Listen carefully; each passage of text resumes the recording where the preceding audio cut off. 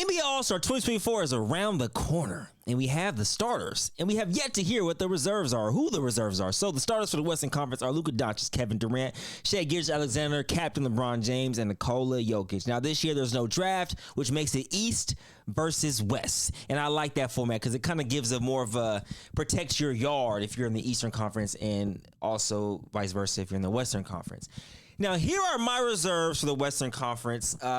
My reserves, if you don't agree, you can argue with your mama, okay?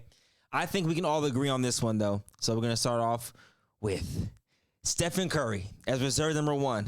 He's averaging about 27 points, around 5 assists.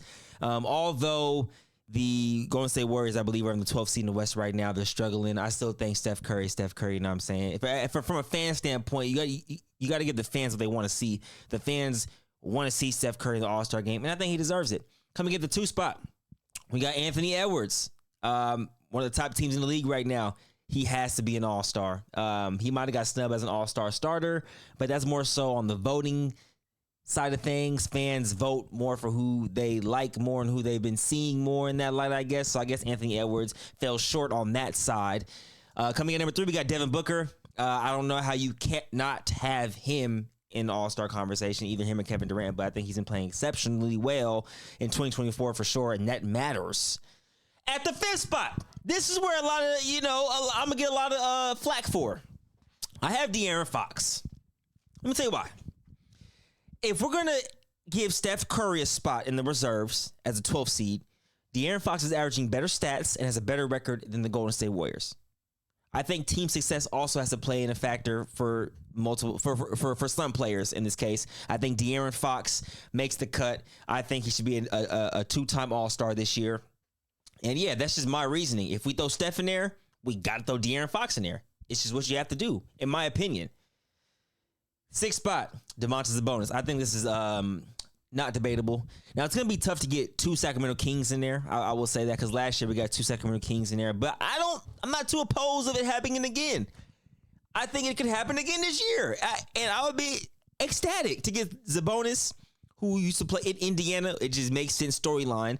And get De'Aaron Fox in there, man, for a 2-time, All-Star. So, yeah, Domantas Sabonis, I believe, will be a reserve. Absolutely.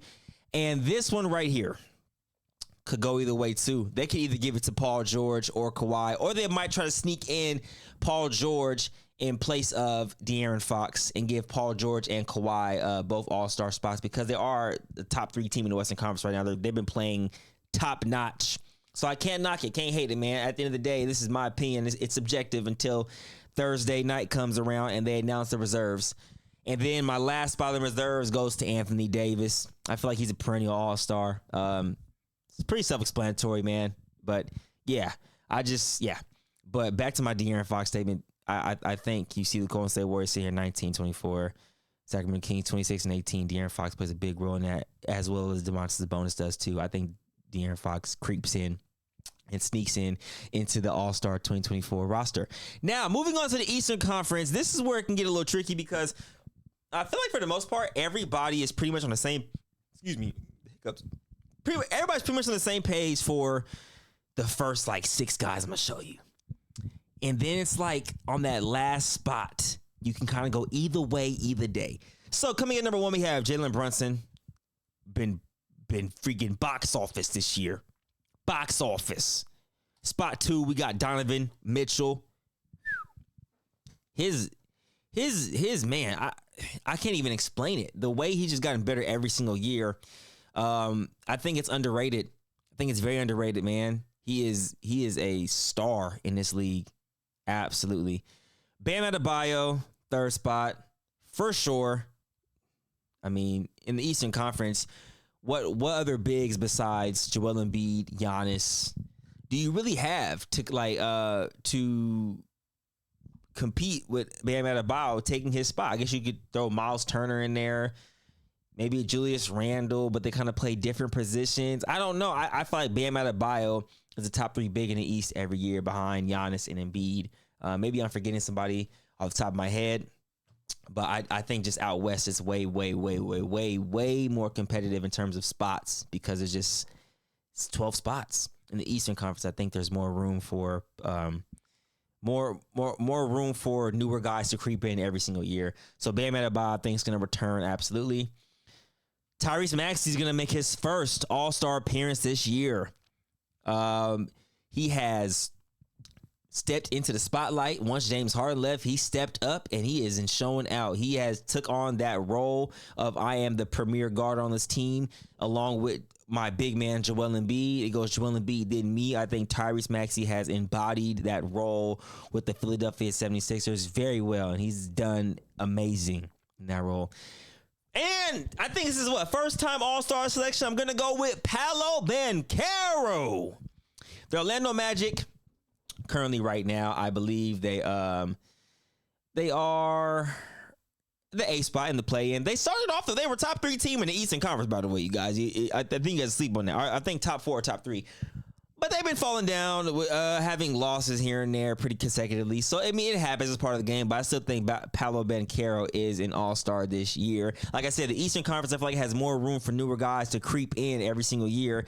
I just don't know why. That's just how it works. And now, this is my wild card.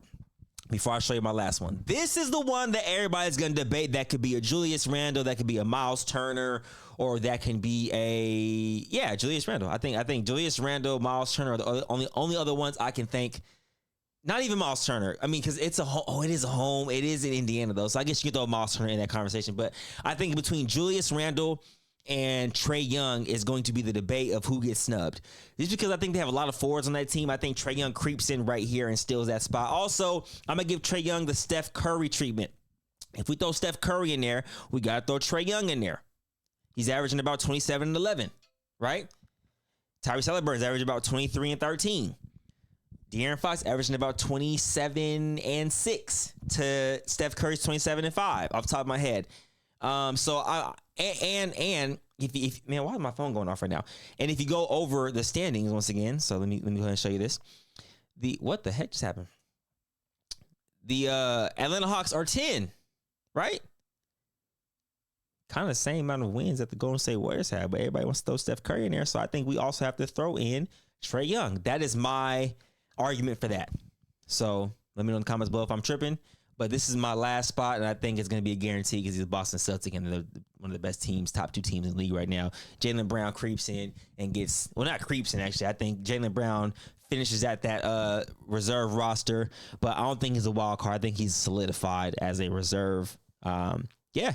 So these are my teams, man, for the Eastern Conference reserves. We got Jalen Brunson, Donovan Mitchell, Bam Adebayo, Tyrese Maxey, Paolo Banchero, Trae Young, Jaylen Brown.